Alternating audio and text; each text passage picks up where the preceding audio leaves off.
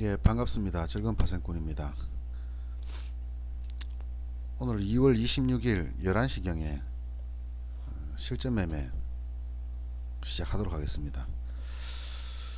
오늘은 아침부터 하락이 나왔고요. 상당히 질이 별로 안 좋네요. 예, 옵션 하시는 분들 느끼시겠지만 상당히 질이 안 좋은 상승이 지금 나오고 있네요. 하락이 나오고 있네요. 하락도 아니지, 그죠? 하락도 아니고 상승도 아니고 지금 보시다시피 지금 뭐 전부 다 파랗습니다. 지금 콜이고 푸시고 다 떨어지고 있어요. 아침에 한 말씀드린 대로 한 10분 정도 두고 보다가 콜에 한번 들어가 봤었는데요. 콜에 들어가 가지고 뭐 조금만 들어가는데 손실이 한 10만원 정도 나더라고요. 그래서 야, 이건 아니다 싶더라고. 아니다 싶어 가지고 던져버리고 풋으로 복구를 했습니다. 예. 뭐 손실이 10만원이라면 크게 손실이라고 얘기하기 좀 그렇지만은 어쨌든 손실은 났기 때문에 복구를 했습니다. 10만원 버는 데는 진짜 뭐 10초 20초 하면 되는데 10만원 복구하는 데는 한 1시간 반 걸렸네, 그죠?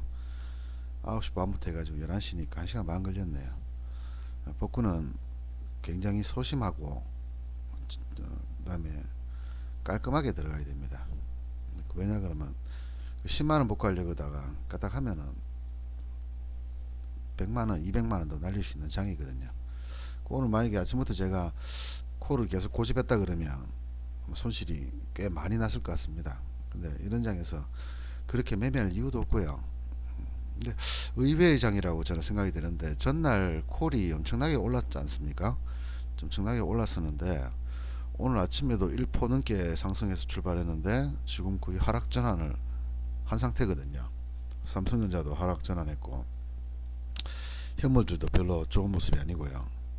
그 덕분에인지 모르겠지만 양압을 거의 6.5까지 지금 떨어뜨린 상황이거든요. 현재 상황에서 6.5 상당히 많이 떨어졌지, 그죠? 오늘만 해도 한 0.5 정도 하락을 했는데 아직까지 풀이가 많이 높습니다. 예, 풀이가 많이 높아요. 그래서 아침부터 공격적인 매매보다는 소극적인 매매를 하겠다고 제가 장전에 말씀을 드렸었고요. 소극적인 매매하신 분들은 돈은 못 벌었지만 손실은 없으실 테고, 적극적인 매매하신 분들은 풋 잡으신 분들은 그나마 수익 좀 나셨을 거고, 콜 잡으신 분들은 손실이 좀 많이 났을 것 같습니다. 그러니까 먹을 때 10만원, 손해볼 때 100만원 장이다 보니까 뭐 오늘 같은 장은 매매 안 하는만 못하는 거지, 그죠? 예, 매매 안 했으면은 10만원 못 갈 일도 없지 않습니까? 돈 못 벌었는 거요? 돈 못 버는 거는 좋은 장 오면 벌면 되는 거예요. 야간장에서도 지금 6만 7천원 정도, 506만 7천원이니까 야간장에서 한 4만원 정도 벌었거든요. 4, 5만원 정도 벌어가지고 6만 7천원인데 뭐 못 벌면은 내일 벌면 되지, 그죠? 내일 안 되면은 모레 벌면 되고요. 근데 손실이 나면요, 오늘 손실은 오늘 복구 못하면은 영원히 그 돈은 복구가 안 되는 겁니다. 그래서 당일 손실은 당일 복구하는 게 원칙이고요. 음, 일단 뭐 1360원이라도 수익이 났다 아닙니까? 그러면 과감하게 이런 장에서는 이런 장 먹어봐야 또 10만원도 못 먹거든요. 잘 먹어봐야 10만원 정도 먹는 장입니다. 10만원 정도 먹는 장인데 계속 뭐 2만원 3만원 만원 뛰기를 하면은 또 10만원 벌 수 있겠죠. 벌 수 있는데 뭐 굳이 그러고 싶은 마음도 별로 없고요. 오늘은 일단 뭐 상황은 그렇고요. 자, 시장을 한번 보겠습니다. 시장을 한번 보면요, 그 아침에 흐름을 어떻게 봤냐 그러면 일단 전고점이잖아요. 전고점요. 근데 야간장에서 0.4% 정도 0. 뭐 보합에 마감했는데 이 시작하자마자 한 1.4% 정도 올라가더라고요. 그럼 전고점 걸려 있지 않습니까? 전고점에. 그럼 장이 떨어진다고 받는 거죠. 떨어진다. 근데 저는 오늘 장이 열리기 전까지만 해도, 아침 전까지만 해도, 여기까지만 해도 사실 오늘 약보합에서 출발해서 쳐올릴 줄 알았습니다. 200, 321까지 쳐올릴 거라고 저는 봤거든요. 쳐올릴 거 봤는데 메이저들이 그냥 쉽게 얘기하면 그냥 시초가를 쳐올림으로 해가지고 수익 내고 빠져나왔죠. 예. 보시면 외국인들 팔고 있고, 예. 기관들만 사고 있는 상황이고, 그러 바람에 지금 음봉이 떨어졌습니다.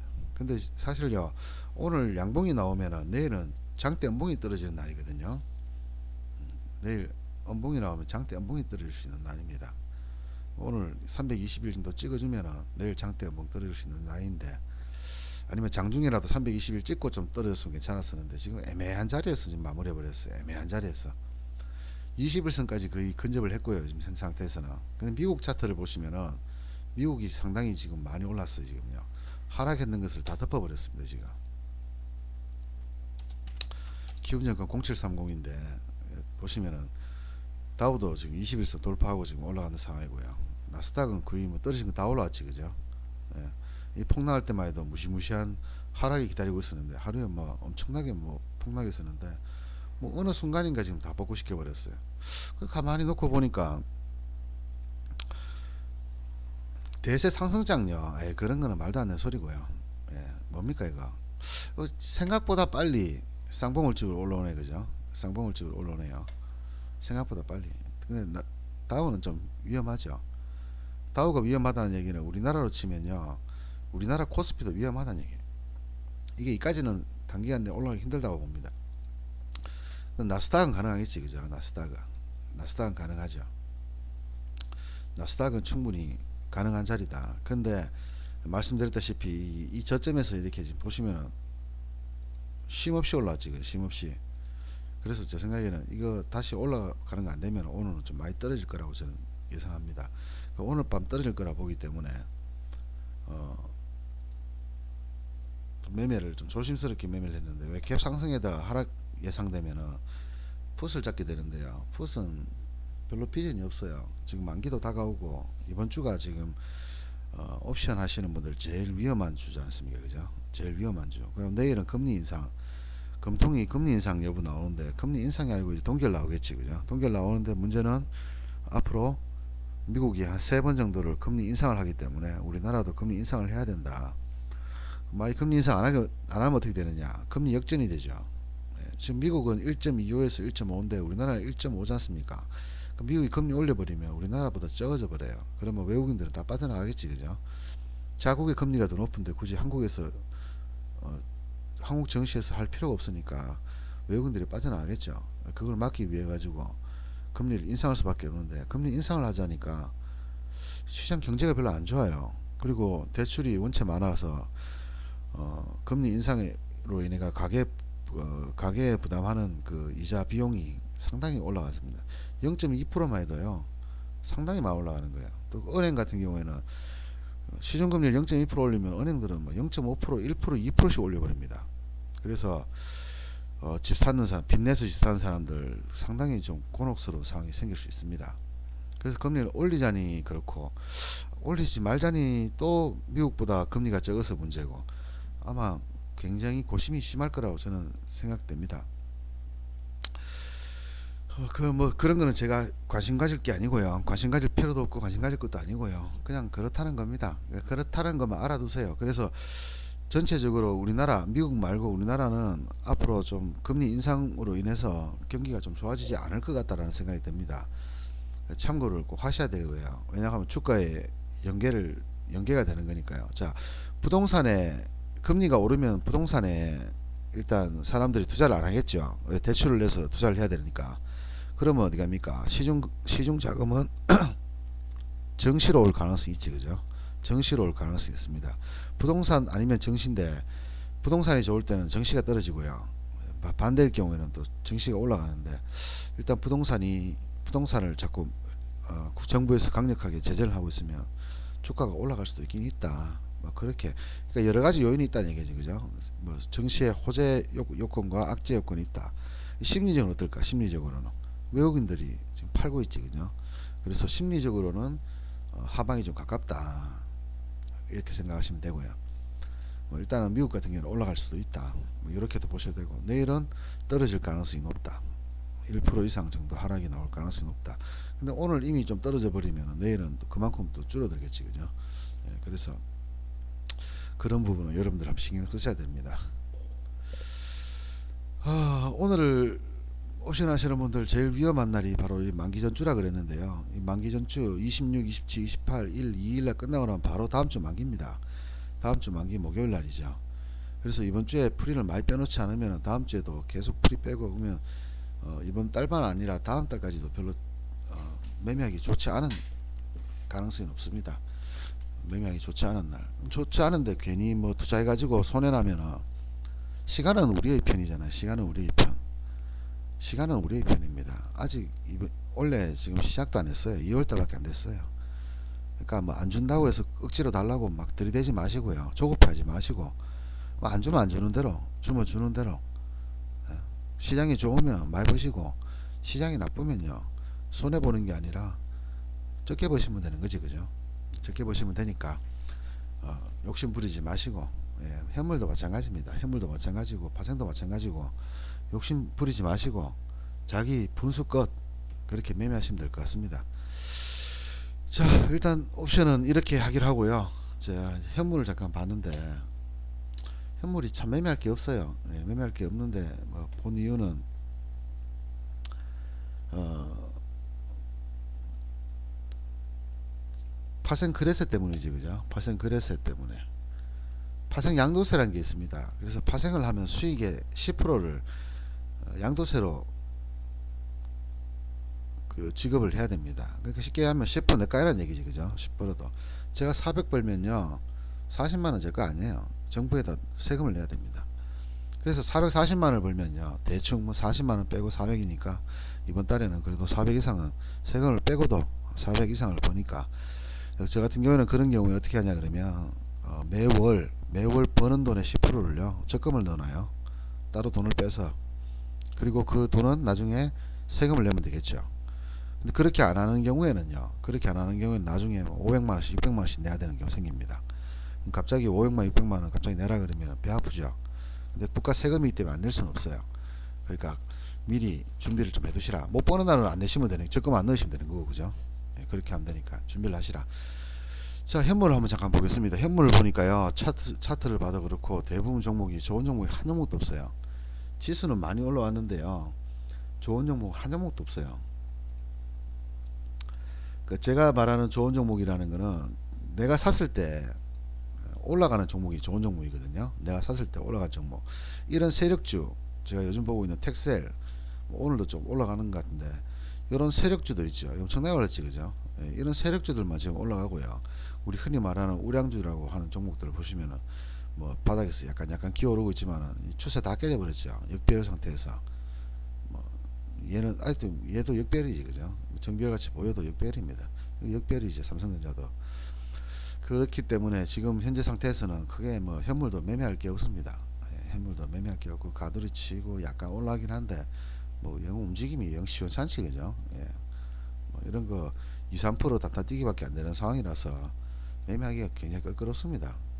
이런 거는 여러분들 매매하시기가 굉장히 껄끄럽다는 거. 뭐 그렇게 그나마 이렇게 이제 이평선 타고 올라가는 것들은 그나마 조금 나았습니다. 조금 나은데 말씀드렸다시피 2, 3% 뛰기밖에 안 되는 거죠. 역배열 상태고, 그죠? 대부분 제가 보고 있는 종목들은 다 역배열이더라고요. 제가 보고 있다는 얘기는 우량주들, 즉 내가 망하면 망했지 시장은 절대 망할 가능성이 없는 종목들, 그런 종목들이 우량주라고 하는데, 뭐 우량주 중에서는 세력도 있을 거고요. 뭐 많습니다. 꼭 잡주라고 해서 부실하다고 해서 저는 싫다 이런 거 없습니다. 다시 내가 샀을 때 올라갈 가능성이 많은 것들을 우량주라고 하는데, 대부분 망하지 않는 종목들을 보고 있습니다. 그런 종목들을 이렇게 차트를 제가 주말 둘러봤었는데, 뭐 단타 정도로는 모르겠지만 이렇게 여러분들 좋아하는 뭐 보유할 수 있는 종목은 없습니다. 보유해가지고 올라갈 수 있는 종목은 없습니다. 뭐 어떤 규칙을 만드는 종목도 없고요. 자, 마지막으로 가상화폐를 한번 보겠습니다. 어제 잠깐 봤었는데요. 어제 이 자리에서 떨어지는까지 요까지 봤었지, 그죠? 요까지 봤었는데 요 자리에서 다시 뭐 지그재그 하다 결국 다시 이렇게 올라왔는데 추세선 계속 맞고 떨어지고 있네요. 추세선에서 계속 걸리고 떨어지고 있네요. 자, 이 저점이 큰 저점을 지금 이 자리 650만원대 큰 저점에서 지금 고점을 1400만원 찍고요. 지금 현재 1100만원 정도에서 왔다 갔다 거리고 있는데, 일단 상한선 50% 의하면은 1060만원, 16만원이지, 1016만원, 1000만원 초반대에서 한번 매수할 자리가 있고요. 지금 요 자리에서 이렇게 돌파를 하면은, 지금 추세에서 돌파를 하게 되면 바닥은 요 자리가 되는 거지, 그죠? 바닥은 요 자리가 되고, 다시 조금 올라갈 수는 있다. 근데 보시다시피 이제 2~3% 뛰기밖에 안 된다. 이렇게 말씀드릴 수 있고요. 어제 잠깐 제가 이야기를 그 카페에다 이야기를 드렸는데 어제 그 일본에서 20억 정도 20억이 아니고 20억 개를 그죠? 21억 개입니까? 20억 개를 매도를 쳤어요. 빵원에다가 비트코인을. 그래서 7명이 사가지고 6명은 취소를 했고 1명은 버팅기고 있는 건데 그 금액이요 21경입니다. 21경. 지금 총 주식수가 1700만 개인데 1700만 개 중에서 지금 매매를 할 수가 있는데 21경이 지금 매도가 됐어요. 뭐 시스템 오류라고 하는데 18분 동안이나 이끌어졌는데 그 시스템 오류가 아니죠. 현물 같은 거나 선물 같은 것도 가끔씩요 가끔씩 뭐 100만원짜리가 1원에 체결되는 경우가 1년에 한 번 정도는 있습니다.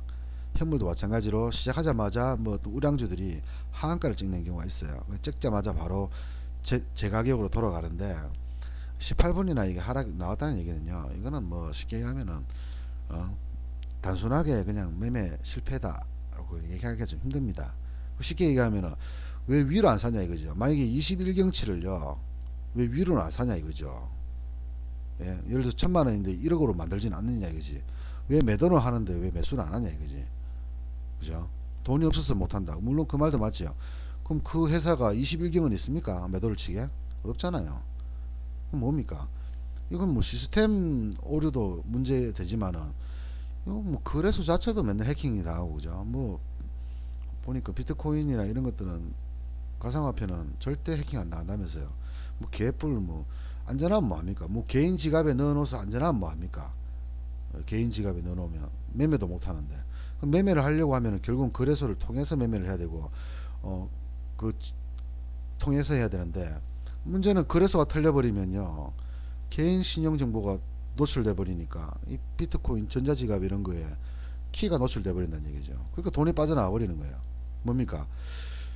이건 정부에서 어떻게 허락을 해주고 정부가 책임을 져주는 이런 한국증권거래소에서 주식을 책임을 지거든요. 그럼 제가 키움증권을 매매를 하든지 삼성증권을 매매하든지 관계없습니다. 제가 삼성전자 주식만 있다면 어느 증권회사에 가도 키움증권이 망해도요 제 주식은 한국증권거래소 가면 있어요. 그냥 팔면 돼요. 다른 증권회사 개설해 가지고. 근데 이건 좀 틀리죠. 개인 채산제.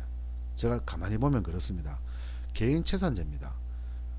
거래소마다 다 가격도 틀리고 거래량도 틀리고 가격도 틀리고 다 틀려요. 뭐 이런 게 다 있나 싶어요. 그럼 다시 말하면은 이것의 주체는 누굽니까?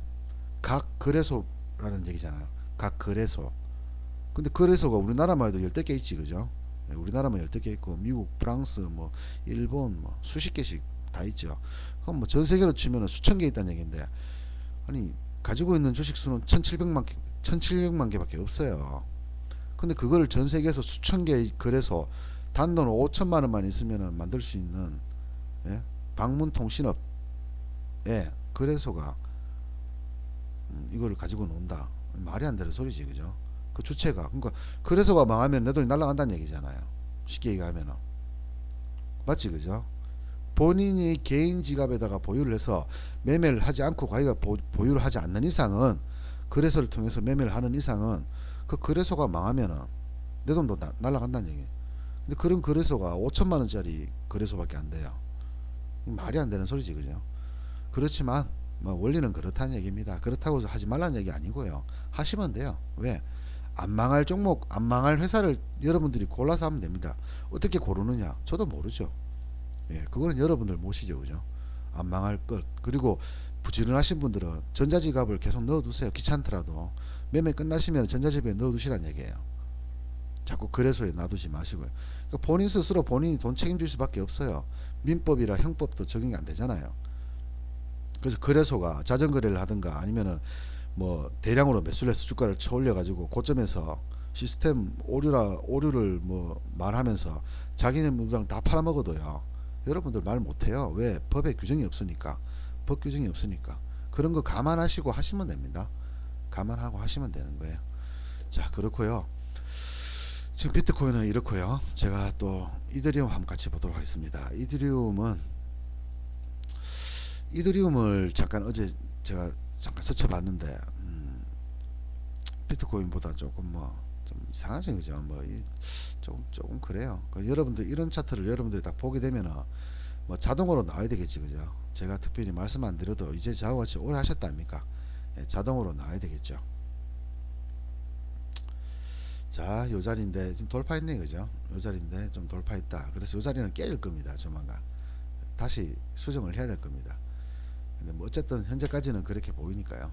자, 일단 돌파를 했지, 그죠? 돌파를 했는 이상은 이 추세가 안 먹힙니다. 안 먹히지만 일단 이렇다라는 거 여러분들 알고 계시면 될 것 같고, 자, 상한선은 50% 중간 라인도 지금 깼다가 지금 지지하고 올라가지, 그죠? 그래서 여기서 지지를 하면은 여기까지 올라갈 가능성이 있고요. 이걸 깨면은 여기까지 내려오겠죠. 저는 여기까지 내려오길 바랬었는데 안 내려왔습니다.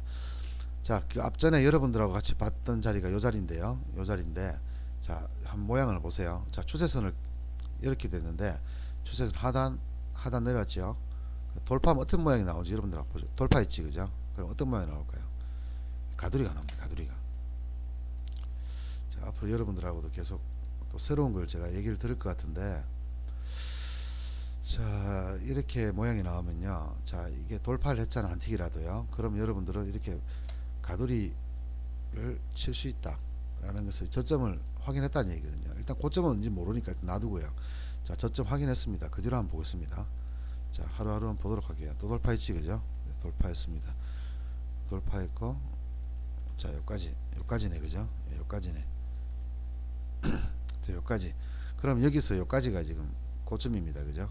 요 라인 안에서 가두리 칠 가능성이 높아져요. 자, 앞으로의 흐름은, 자, 이 추세는 이제 깨졌으니까 사라지는 거고요. 이 하락 추세선하고 요 모양 두 개 선 있는 가두리에서 움직일 겁니다. 여기서 올라가면 여기까지 올라가겠죠. 돌파하면 여기까지 올라가고, 깨면은 여기까지 내려오겠죠. 요렇게 움직입니다. 이거의 절반 라인, 요 자리지, 그죠? 또 절반 라인. 그러니까 지금 보면 대략 5% 정도 구간이네요. 여기서 여기까지 5% 구간이거든요. 대략 5% 구간이니까, 8% 구간이니까 절반이 4% 구간, 즉 한 4% 뛰기가 가능하다는 얘기죠. 요 라인을 깨지 않는 이상은. 이게 여러분들한테 앞으로 또 설명드릴 수평선 기법인데, 수평선 기법은 처음 듣는 얘기지, 그죠? 예, 이런 게 있다. 어차피 계속 볼 거니까 제가 가르쳐 드릴 수 있는 세 번째 기법은요, 수평선 기법이다. 첫 번째는 상한선이었지, 그죠? 상한선이었고, 두 번째는 135였고, 지금 수평선입니다. 제 모든 기법의 특징이 말씀드렸다시피 이 저항과 지지를 보기 위한 거거든요. 저항과 지지. 예, 저항과 지지를 보기 위한 거니까 이것도 저항과 지지를 보기 위해서 유용한 기법이라는 거. 이거는 단기적으로 단타를 칠 때 유용하다. 단타를 칠 때 유용하다. 이렇게 여러분들 알고 계시면 될 것 같습니다. 앞으로도 계속 보여드릴 거니까 뭐 어떤 건지 궁금 안 하셔도 계속 저와 같이 하는 이상은 익히게 될 겁니다. 원리를 보기보다는요, 그냥 방법을 보세요. 방법.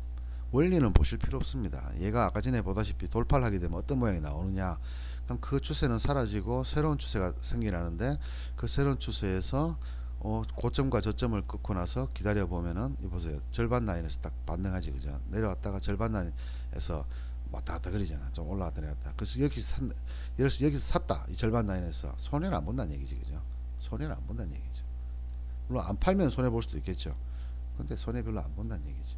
그러면 안전하다는 얘기지, 그죠? 예, 안전하다는 걸 보여주기 위해서 만들어 놓은 거니까 여러분들이 보시기에도 앞으로 그렇게 예상을 하시면 되고요. 자, 대략 지금 비트코인도 그렇고 이더리움도 그렇고 흐름이 뭐 지금 현재 상태로 봤을 때는 종합주가도 마찬가지네요. 연개판이지, 그죠? 예, 연개판입니다. 연개판이고, 얘도 한번 수정을 해줘야 되겠네요. 예, 전체적인 면은 저번에 보셨던 대로 하면 되는 거고, 예, 지금 상한선을 한번 다시 꺼 가지고 확인을 한번 받아보도록 할게요.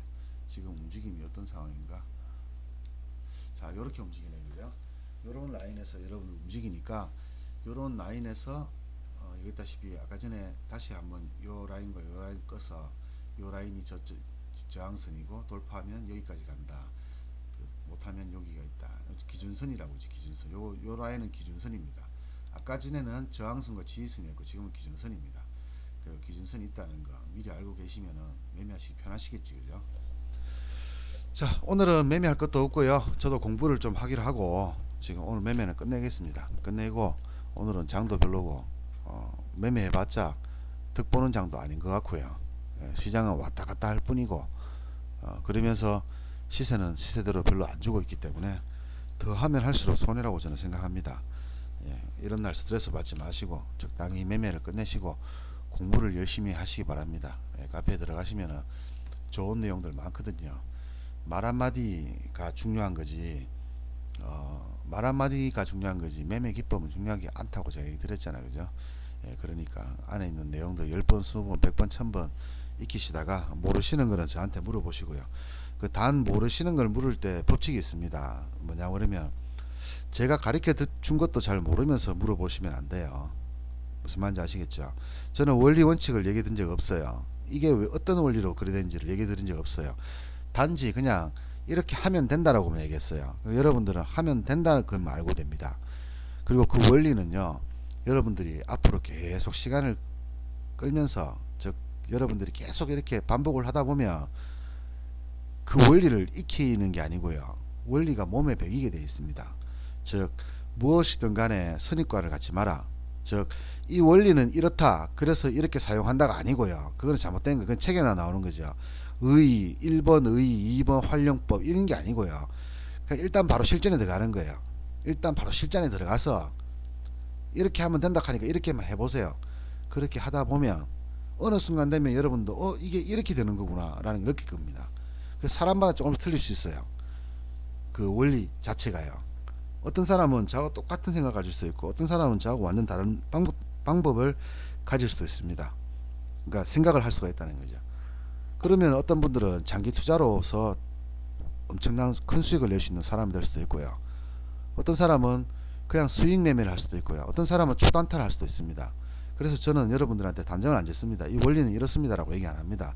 그냥 이렇게 쓰면 됩니다 라고 하고, 그 쓰는 와중에서 여러분들이 3개월 6개월 정도 하시다 보면 여러분들이 자꾸 쓰다 보면은 그 원리가 여러분들의 맞는 원리가 생겨요. 그 원리대로 하시면 되는 거예요. 그러면 이제 법칙이 정해져 있기 때문에 여러분들은 제가 없어도요, 여러분들 스스로 그 매매법으로 성공할 수가 있는 겁니다. 자, 오늘 여기서 끝내도록 하고요. 내일 또 뵙도록 하겠습니다.